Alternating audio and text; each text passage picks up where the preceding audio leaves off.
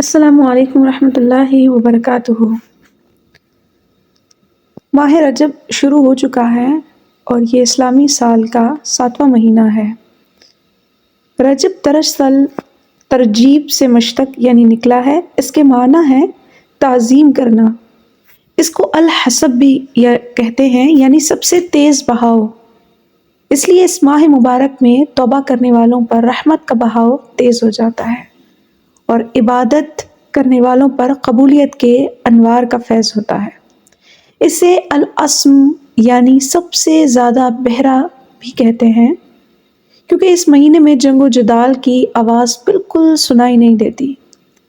اسے رجب بھی کہتے ہیں کہ جنت کی ایک نہر کا نام رجب ہے جس کا پانی دودھ سے زیادہ سفید، شہد سے زیادہ میٹھا اور برف سے زیادہ ٹھنڈا ہے۔ اس نہر سے وہی پانی پیے گا جو رجب کے مہینے میں زیادہ سے زیادہ عبادات اور مسنون روزے رکھتا ہے۔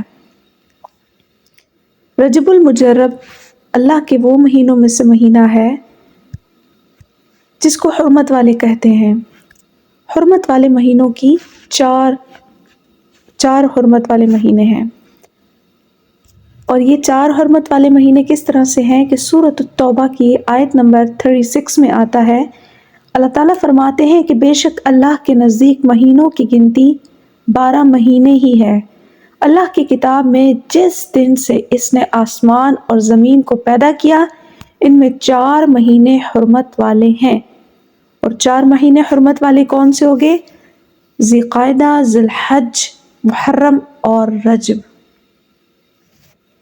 لفظ رجب ترتیب سے جس کے معنی تعظیم کے ہیں، اس مہینے کی تعظیم اور حرمت کی وجہ سے اس کا نام رجب ہے، کیونکہ عرب اس مہینے میں لڑائی سے گریز کرتے، وہ بھی اس حرمت والے مہینے کی عزت کیا کرتے تھے۔ ان 4 مہینوں میں اہل عرب کو جنگ و جدال کرنا ناپسند تھا۔ آپ نے دیکھا کہ یہ وہی مہینہ ہے رجب کا جس میں آپ علیہ الصلاۃ والسلام کو اللہ تعالیٰ نے معراج شریف کروائی ہے، اور معراج شریف کے موقع پر اللہ تعالیٰ نے آپ علیہ الصلاۃ والسلام کو 3 تحفے عطا فرمائے ہیں۔ سب سے پہلا تحفہ اللہ تعالیٰ نے آپ علیہ الصلاۃ والسلام کو 5 وقت کی نماز کا تحفہ دیا، اور دوسرا سورۃ البقرہ کی آخری 2 آیات کا تحفہ دیا۔ یہ 2 واحد آیات ہیں جو اللہ تعالیٰ نے خود آپ صلی اللہ علیہ وسلم پر وحی کی ہیں۔ یہ میں جملہ پھر بولتی ہوں، سورہ بقرہ کی آخری 2 آیات وہ 2 آیات ہیں جو اللہ تعالیٰ نے خود آپ صلی اللہ علیہ وسلم پر وحی فرمائی ڈائریکٹلی۔ نمبر 3 تحفہ جو معراج شریف کے موقع پر آپ علیہ الصلاۃ والسلام کو دیا گیا، اللہ تعالیٰ نے آپ صلی اللہ علیہ وسلم کو امامت کا تحفہ دیا۔ مسلمانوں کا واقع معراج کو سمجھ کر کرنے والے کاموں میں سے یہ ہے کہ نماز کی پابندی کے ساتھ نماز ادا کریں، یہ معراج کا تحفہ ہے۔ سورہ بقرہ کی آخری 2 آیات کی کثرت سے تلاوت کیا کریں، اس کی تفسیر کو بھی سمجھیں، یہ تحفہ بھی اللہ تعالیٰ نے مسلمانوں کو دیا ہے۔ ایک اور حدیث شریف میں آتا ہے کہ آپ علیہ الصلاۃ والسلام نے فرمایا، جس کا مفہوم ہے کہ رجب اللہ کا مہینہ، شعبان میرا اور رمضان میری امت کا مہینہ ہے۔ رجب کے مہینے میں بیج بونے کا وقت ہے، اور پھر شعبان میں خوب گوڈی کی جاتی ہے، اور رمضان میں فصل پک کے تیار ہوتی ہے۔ آپ علیہ الصلاۃ والسلام کا انداز مبارک تھا کہ رجب آتے ہی رمضان کا اعلان فرماتے، رمضان کا انتظار کرتے، اور متعدد موقعوں پر آپ علیہ الصلاۃ والسلام نے صحابہ کو رجب کے مہینے میں رمضان کی آمد کا اعلان فرمایا، اور فرمایا کہ یہ آپ علیہ الصلاۃ والسلام کی عادت شریفہ تھی کہ رجب آتے ہی آپ صلی اللہ علیہ وسلم کاؤنٹ ڈاؤن سٹارٹ کر دیتے رمضان کے لیے، اور لوگوں سے سوال کرتے، اور ان کو اکثر بتایا بھی کرتے کہ رمضان میں اب کتنے دن رہ گئے ہیں، یاد دہانی کرواتے۔ یہ رجب کا مہینہ سلف صالحین کے لیے جیسے ہی رجب شروع ہوتا وہ اپنی زندگی کے معاملات کو مختصر کرتے چلے جاتے۔ اس رجب کے مہینے میں ہمیں زیادہ سے زیادہ عبادات، روزے رکھنے کا اہتمام، تاکہ اگر آپ کو روزے کی آپ کے جسم کو عادت نہیں ہے تو مسنون روزے رکھیں۔ اور مسنون روزے کون سے ہیں؟ وہ تو ہر مہینے میں آتے ہیں، لیکن اس مہینے سے آپ اپنے آپ کو عادت ڈالیے۔ مسنون روزے بنتے ہیں جو آپ علیہ صلاۃ وسلام کی عادت شریفہ تھی رکھنے کی، یعنی پیر کا، جمعرات کا اور ایام بس کے روزے۔ وہ کون سے آتے ہیں؟ 13، 14 اور 15 چاند کی تاریخوں کے حساب سے۔ اس کو آپ مسنون سمجھ کے رکھیے۔ جب ہم ان روزوں کا اہتمام کریں گے تو ہم اپنی روح کو لے کر آئیں گے اس چیز پر کہ ہم نے آگے رمضان کے روزوں کی تیاری کر رہے ہیں۔ نمبر 1 اور نمبر 2 بات یہ ہے کہ اس مہینے میں توبہ زیادہ کثرت سے کریں تاکہ دل کی نرمی پڑے۔ دیکھیے، جب ہمارے پاس کوئی بھی بڑا ایونٹ آنے لگتا ہے تو ہم اس سے پہلے کتنی تیاریاں کرتے ہیں تاکہ اس ایونٹ کو بہترین سے گزارا جا سکے اور کوئی کمی پیشی نہ رہ جائے۔ اسی طرح رمضان امت مسلمہ کے لیے بہت بڑا ایونٹ ہے۔ اس کے صبح و شام ہر لمحہ اس کا برکات، فیوز، اللہ کی رحمت سے بھرا پڑا ہے۔ اس کو ہم کسی لمحے ضائع نہیں کر سکتے، اور اس میں وہی شخص بہترین طریقے سے ہر لمحے کو اللہ کی رحمت میں آ سکتا ہے اور اس کو حاصل کر سکتا ہے جو اس کی تیاری پہلے سے کر چکا ہو یا اس کی آمد کا پہلے سے انتظار کرتا ہو۔ اپنے ذہن کو منٹلی طور پر وہ یہ روزانہ کال دے رہا ہے کہ میرے لیے رمضان شریف آ رہا ہے۔ یہی وجہ ہے کہ مدارس میں بھی اور قرآن پڑھانے والے، تراویح پڑھانے والے پہلے سے رجب کے مہینے سے ہی اس کی تیاریاں شروع کر دیتے ہیں۔ قرآن مجید کا دور رجب کا دور کرتے ہیں، پھر شعبان کا دور کرتے ہیں، اور پھر رمضان میں تو پھر مساجد سے کیا خوبصورت قرآن کی تلاوتیں بلند ہوتی ہیں۔ تو ہم گھریلو خواتین یا ورکنگ وومنس یا کسی بھی طرح ہم خواتین بھی اپنی تیاری میں لگ جائیں، کیونکہ ہمارے اوپر جو ذمہ داری آتی ہے وہ رمضان میں زائد آ جاتی ہے، جو ہمیں کچن بھی سنبھالنا ہے، ہمیں اپنی عبادت کو بھی مینٹین کرنا ہے، اور اپنے معمولات زندگی کو لے کر بھی اسی طرح سے چلنا ہے۔ ہمارے لیے سخت امتحان ہوتا ہے۔ لہٰذا رجب کے مہینے کو خوب اپنے ذہن میں رکھ کے اس کی عبادت میں اپنے آپ کو عادت ڈالیے۔ اپنے رمضان کے لیے اپنے جائے نمازوں کو سیدھا ترتیب کر لیجئے، اپنی نمازوں کی ترتیب کر لیجئے، تسبیحات کی ترتیب کر لیجئے، اور ہاں یاد رکھیے کہ کسی بھی صورت میں استغفار کا پہلو ہاتھ سے نہ جائے۔ اس مہینے میں جتنی استغفار ہوتی ہے کر لیجئے، کیونکہ دل کی غلاظت دھل جائے گی، اور اس قدر غلاظت دھل جائے گی انشاءاللہ کہ آپ کی طبیعت عبادت کے اوپر آ جائے گی۔ دیکھیں، ہمارا آج کل کا ایک مسئلہ یہ بھی ہے کہ چاہ کر بھی عبادت میں دل نہیں لگ رہا۔ اکثر سوال کرتے ہیں کہ چاہ کر بھی دل نہیں لگ رہا، یا ہم نماز تو پڑھیں پر ہماری توجہ نماز میں رہتی نہیں ہے۔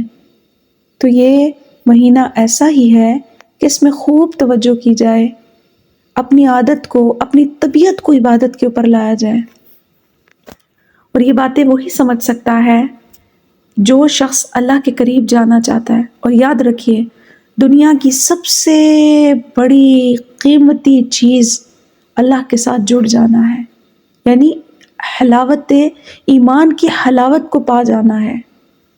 اور میں اکثر یہ سوچا کرتی ہوں کہ جو ایمان والے ہیں، آپ علیہ صلاۃ والسلام ان کو دیکھ کے کتنا مسکراتے ہوں گے، آپ علیہ صلاۃ والسلام کے لیے کتنا خوشی کا باعث ہوگا اپنے امتی کا ایمان میں، ایمان کی خوب غوطے لگانا سمندروں میں، ایمان کے سمندر میں، اور خوب اپنے آپ کو مستفید کرنا، اپنے ہمسایوں کو، اپنے ساتھ رہنے والوں کو۔ بس ایمان والا شخص اللہ سے ڈرتا ہے، اور ہمیں یہی ڈر اپنے اندر پیدا کرنا ہے۔ آخر میں آپ سے گزارش کرتی چلوں کہ آپ نے رجب سے متعلق بہت ساری عبادات کی لسٹ ایسی پڑھی ہوگی کہ اس طرح سے اور اس طرح سے عبادت کر لیجئے، اتنے نوافل ادا کر لیجئے۔ ہمیں اس کی ایک ہی کتاب شیخ عبد القادر جیلانی رحمہ اللہ کی غنیۃ الطالبین میں اس کا حوالہ ملتا ہے، لیکن اس کے علاوہ صحابہ اکرام، احادیث کی کتب، سیاستہ کی کتب، کسی جگہ سے ہمیں اس کے کوئی حوالے نہیں ملتے ہیں۔ لہٰذا آپ کا جس طرح چاہے دل، اسی طرح سے نوافل کی کثرت کیجیے۔ نمبر 2، اس رجب سے متعلق لوگوں نے بہت ساری بدعات بھی بنا لی ہیں، اور ایسی بدعات بنا لی ہیں جن کا اسلام سے کوئی تعلق نہیں ہے کسی بھی طرح سے، اور یہ ایسی چیزیں شروع کر دی گئی ہیں جن کو آہستہ آہستہ آہستہ آہستہ لوگوں نے اتنا زیادہ اڈاپٹ کر لیا ہے کہ اب لگتا ہے جیسا کہ یہ اسلام کا حصہ ہے، اور لوگ اکثر اس کو کرے چلے جاتے ہیں ثواب کی نیت سے، جبکہ اس کا کوئی اسلام سے تعلق نہیں ہے۔ جیسا کہ کنڈے، رجب کے کنڈے، آپ جانتے ہیں کہ یہ رجب کے کنڈوں کا آغاز کب ہوتا ہے؟ یہ رسم 1906 میں شروع ہوئی، جب ہندوستان کی ریاست سامپور کے خورشید احمد نامی شخص نے داستان عجیب کے نام سے ایک قصہ شائع کروایا، جس میں امام جعفر کے حوالے سے اس نے خود ہی لکھ دیا کہ جو شخص 22 رجب کو میرے نام کی نیاز کنڈے دے اور میرے ذریعے حاجت مانگے تو ضرور پوری ہوگی، اور اگر نہ پوری ہوئی تو قیامت کے دن میرا دامن ہوگا اور اس کا ہاتھ۔ ذرا غور کیجئے، جو رسم آپ علیہ الصلوۃ والسلام کے 1400 سال گزر جانے کے بعد شروع ہو رہی ہے، وہ بدعت کے علاوہ کیا ہے؟ اور غیر اللہ کی نیاز دینا شرک فی العبادہ ہے، آپ کو لگتا ہے؟ اور یہ حضرت امام جعفر جیسی ہستی کے اوپر کی شخصیت کے اوپر الزام ہے کہ نعوذ باللہ وہ شرک کرنے کا حکم دیں گے۔ اصل میں 22 رجب کو امام جعفر رحمہ اللہ کی نہ تو ولادت ہوتی ہے، نہ وفات، اور نہ ہی آپ کی زندگی کا کوئی اہم واقعہ اس 22 رجب کو پیش آیا۔ اصل بات یہ ہے کہ کاتب وحی حضرت امیر معاویہ رضی اللہ تعالیٰ عنہ 22 رجب کو انہوں نے وفات پائی، تو ان سے بغض رکھنے والے لوگوں نے اس دن کو بڑے اہتمام کے ساتھ میٹھا بنانے، اور یہ ایک شرک کے معاملے میں، جیسے یہ شخص خورشید تھا، اس نے نعوذ باللہ اس طرف کو نسبت کر کے امام جعفر کے نام سے قصہ شائع کرا دیا، اور لوگ اس کو بھر بھر کے کنڈے کرتے ہیں، اس کو ثواب سمجھتے ہیں۔ آج سنی لوگ بھی کنڈے سے بھر کر شرک کرتے ہیں۔ ہمیں اس گناہ عظیم سے اپنے آپ کو بچانا ہے۔ اور ایک اور چیز بھی اس مہینے سے متعلق لوگوں نے بنا لی ہے کہ اس مہینے میں زکوٰۃ دیتے ہیں، اور مخصوص کر لیا ہے انہوں نے کہ ہم نے رجب کے مہینے میں زکوٰۃ دینی ہے۔ یہ بھی بدعت ہے۔ اس سلسلے میں قرآن اور حدیث سے کوئی ہدایت نہیں ملتی۔ اور میرا آپ کے سامنے حرف آخر یہ ہے کہ ماہ رجب میں ہمیں زیادہ سے زیادہ اہتمام کرنا ہے اس چیز کا کہ ہم اللہ کے نبی علیہ الصلوۃ والسلام، دین اسلام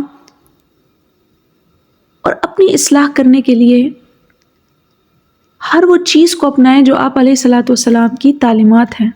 دیکھیے، واقعہ معراج اس مہینے میں پیش آیا، یہ بہت بڑا واقعہ ہے، اور واقعہ معراج کو جب ہم پڑھتے ہیں تو ہمیں معلوم ہوتا ہے اللہ نے آپ علیہ الصلوۃ والسلام کو جنت اور دوزخ دکھائی۔ جنت میں لے جانے والے کام یہ ہمیں اس مہینے سے شروع کر لینے چاہیے، بلکہ سارا وقت ہی جاری رکھنے چاہیے، اور دوزخ سے پناہ مانگنی چاہیے، اللہ سے کثرت سے توبہ استغفار کرنی چاہیے، کیونکہ دوزخ کا عذاب برحق ہے۔ ہمیں شرک نہیں کرنا، بدعت نہیں کرنی ہے، ہر وہ عمل کرنا ہے جو ہمیں اللہ سے قریب کرتا ہے، دور نہیں۔ اللہ تعالیٰ میرے، آپ کے، ہم سب کے دل کی اصلاح فرما دے، اور ہمیں دین اسلام سے، آپ علیہ الصلوۃ والسلام کی تعلیمات سے جوڑ دے۔ آمین ثم آمین۔